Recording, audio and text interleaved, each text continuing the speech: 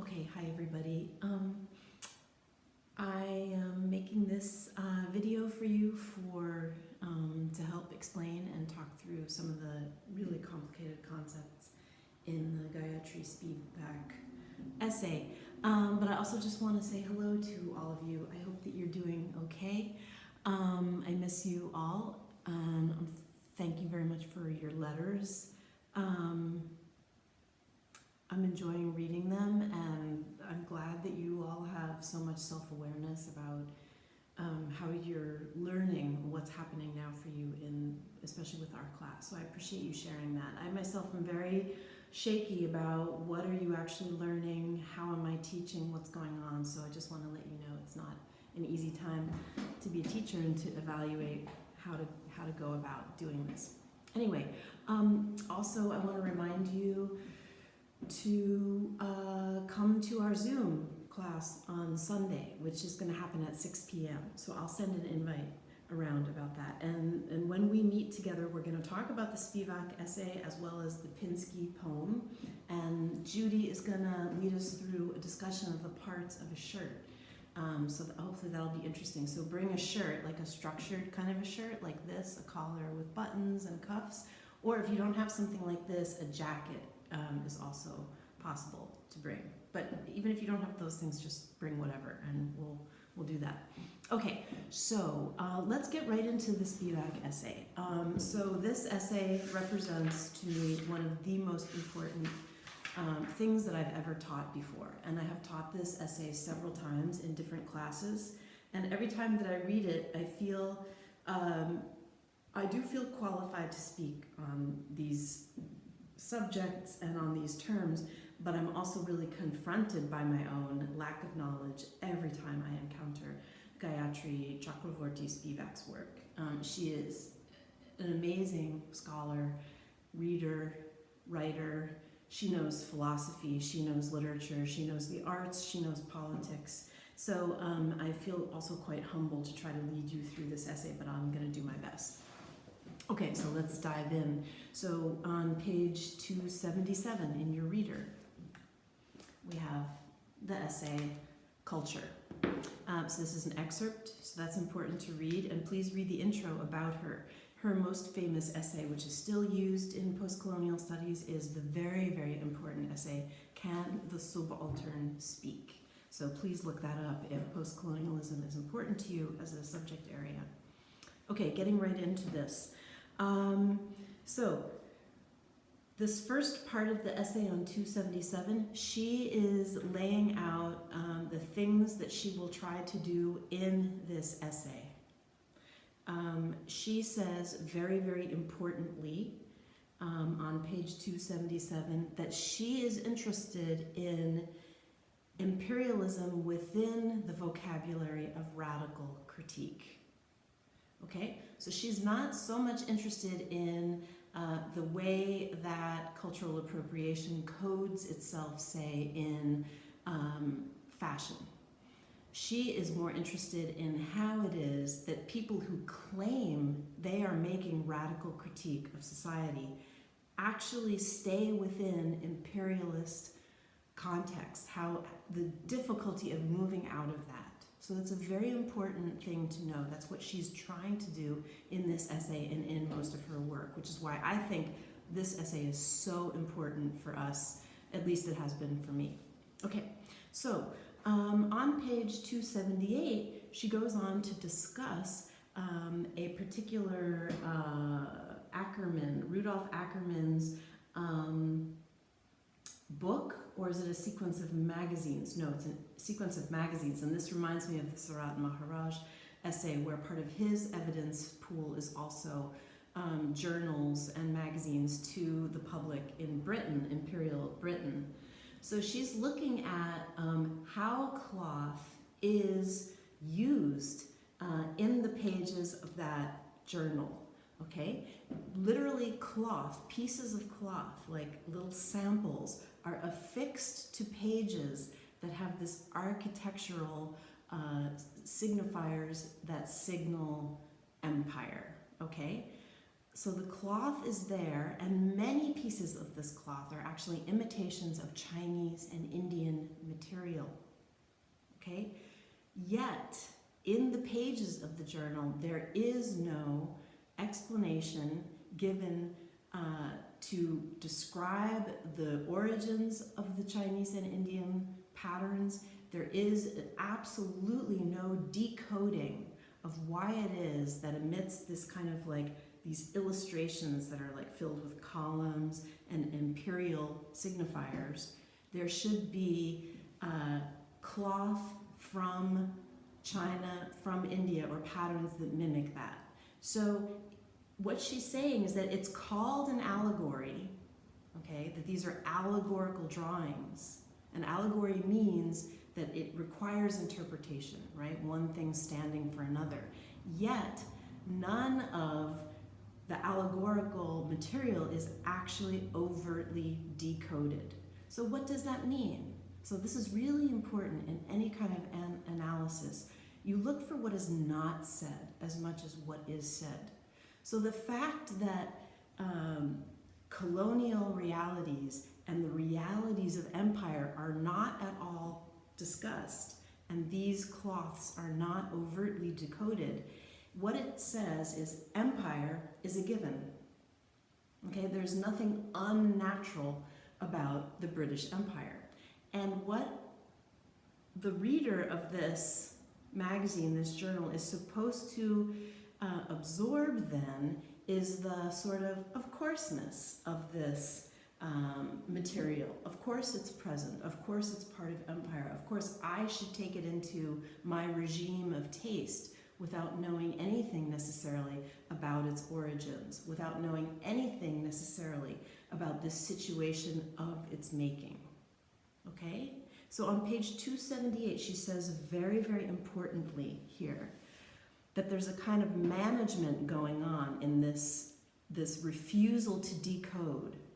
And the management of these signs and symbols, and this is a quote from her, covers over the exploitative, violating aspects of colonialism by simply calling the cloth a thing. Okay, so that's very, very important. I hope that I've said enough about that. We can discuss this on Sunday as well. Okay, then she talks on page 279 about the importance of this, again, this management of covering over the exploitative, violating aspects of colonialism. What ends up happening, if you look on page 279, at the first column up here, it's this paragraph I'm talking about. She says we come to believe that individuals are then the source of culture. So what happens to the British subject who sees this cloth as like, oh, I should make that part of my wardrobe, and why wouldn't I? Then the producers, they almost become, it is as if they are the ones who are carrying fashion. Whereas Spivak says, no, that's not correct. Instead of individuals being the source of culture, instead structures of geopolitics, of trade, of colonialism, that actually is what determines cultural frameworks, okay? So I just want to see how I've said this in my notebook. We come to believe that individuals are the source of culture. Spivak says that's not correct. Instead of realizing how these pervasively undecoded representations are culture and that they shape our ideas of self. Okay, so that's really super important, I think, as a concept. Okay, then we move on to sort of the second half of this chapter, this essay, which is, I think, the most important part of what Spivak is talking about. She begins a discussion on page 279 of what's called social dumping. And please read this page 279 carefully because she's beginning to talk about transnationality. And transnationality, she is saying it does not equal people moving from place to place, though of course that happens. What she's more interested in us knowing about and us being aware of is that transnationality is a web of political policy as well as economic flows and economic policy, okay? That So, for instance, workers in Bangladesh are in an extremely transnational system and situation, even if they never leave their hometown. Okay, and that is the case with all of us. Okay, so let me see if I can move on. Page 280. Okay, she does something here that's very important, which she uses an example from her own life to talk about some of these concepts. And on page 280 is often the part in this essay where it really comes alive for people. She talks about herself standing in line to go to a museum in New York, and she's wearing a sari. She's wearing a t-shirt, a long-sleeve t-shirt underneath the sari, and a coat on top to stay warm. She talks about the t-shirt being made by probably an exploitative factory, and it's a cheap t-shirt. She talks about the sari she's wearing as a sari that she purchased at the Prabartana Weavers Collective, which is a collective, a collective that subsidizes and develops the Weavers Collective, the traditional hand weaving in Bangladesh. So she's saying that she herself embodies and is carrying transnationalism in the fact that she's wearing these things. Yeah, very, very important that she locates herself in this. Also on page 280, there's a wonderful little footnote almost. It's not literally a footnote, but it's this little nod to what she calls one of the important parts of the Weavers Collective. And that is that the Weavers Collective, by keeping hand weaving alive and making these saris that are actually worn and used, they are trying to undo, quote, the epistemic violation suffered by weavers by recognizing them as artists. This is a huge sentence for me. Every time somebody tries to elevate so-called craft by calling craftspeople artists, it makes my skin crawl, because I know that to quote-unquote elevate them to artists is not an elevation, is actually probably a de-ranking of the tradition of what they do and what the purpose and the use of a sari is. So please reread that sentence, and I'm happy to talk to that point more on Sunday. But again, it's not enough, and it's actually inaccurate to elevate craftspeople, and I even can't use that word elevate, but to rename them as artists misses the point and the integrity and the beauty and the skill of not only their process, but also what the product is and how the product is used. So I love that sentence. The next thing that she talks about is very, very importantly on page 280, is that she believes it's important when we talk about labor and garment and value that we make human rights a trade-related investment issue. So she's saying if you don't get to the nuts and bolts of trade agreements and that aspect of transnationality, for you to boycott a certain kind of clothing because it's made in a factory where child labor is used, that's what she would call an easy moralism. And I think that that is tremendous. It's a very, very important point. She even critiques this particular bill that was passed in the United States Congress that officially sanctions industries that use child labor. What she ends up doing is saying that if you're not actually working with the entire infrastructure of a society, if there isn't actually structural supports for that child, you are like de-employing the child. What do they have to go to if they're not working in a factory? So this kind of like single focus on one issue is a sort of a narrowness and a kind of a myopia of boycott and sanction culture and boycott politics. So what she wants to plea for, and this is in the text, is a recognition of the agency of local resistance. So on page 281, she begins to speak about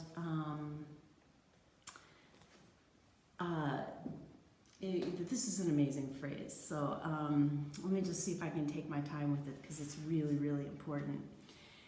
She talks about the transnationally illiterate, benevolent feminist of the North, okay, and how that stance toward, child labor is wrong, there should be sanctions, there should be boycotts, is complicit with racism because it refuses to actually understand the whole context of that person or group of people that benevolent feminist from the North is trying to protect.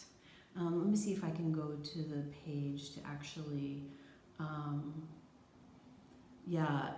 she's also really locating this in the problem of so-called family planning, or this kind of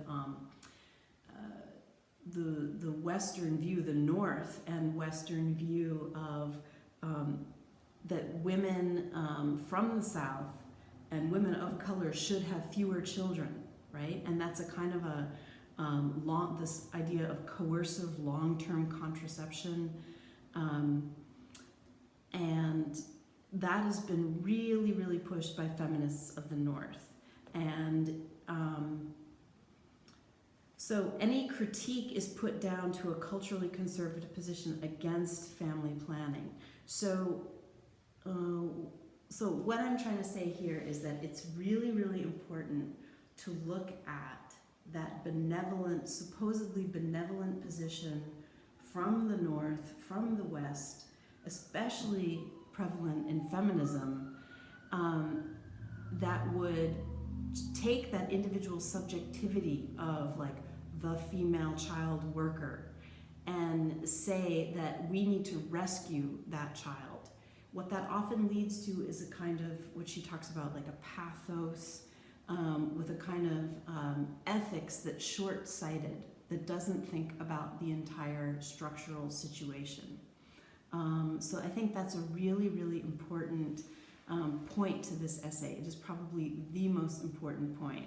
I don't know that I've spoken about it very well right now, and I'm going to try to iron it out even more so that we can talk about it together on Sunday, because I think that it's really important. She wants, Spivak is always calling for complicating thoughts, for us not to choose an easy ethics, for us to understand an entire context. And what she says she doesn't want to happen is the girl child worker, to unspeak herself with our pathos, with our easy ethics, right? But what's very interesting about this essay, and kind of beautiful, on page 282, she points out that when she goes and she tries to speak to this group of intellectuals in Dhaka about this very thing, she has with her an informant, a woman named Seema Das, who is from these communities, who are involved in factory work and resistance to horrible labor conditions. So Seema is in the room with Gayatri. When Gayatri begins to speak, she says 10 minutes later, she notices that Seema leaves the room. So this is a moment of awareness on Gayatri's part, that the context has shifted. Seema either feels this is no longer interesting to me, relevant to me, there's a discourse and a language here that is not for me, for whatever reason, she leaves the room. So I think that that's a very, very important and crucial point of noticing. So that on page 283, in her kind of conclusion, and what Spivak is calling for is some sort of reworking of academic work, honestly. If you look at that very last paragraph, she wants these different binaries to be questioned, to be eroded, this notion between the difference of primary and secondary research, data research, fieldwork ethnography, native informant master discourse. These are the kind of binaries that she admits we perform them in our studies and in our classrooms. She wants those things to be troubled. And I hope that this has been helpful, but I return again and again to this essay, again, with all the bumps in the road and me trying to speak about this essay and to, in a way, deliver a lecture on Spivak, which is massive, and I don't know if I've done a good job, but there is something in this work that is really, really important, I think, for us to look at and to think about and to talk about. So what I hope this essay does is gives you a little bit of a basis for reading this work. And you might have to read it 2 times.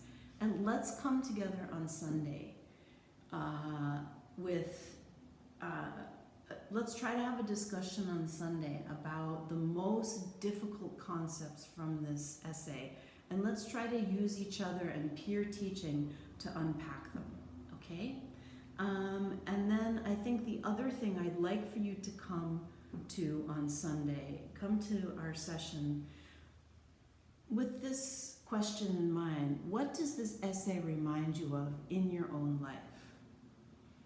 Okay, so sometimes I have seen in my own workplace the workings of the transnationally illiterate benevolent feminists of the North.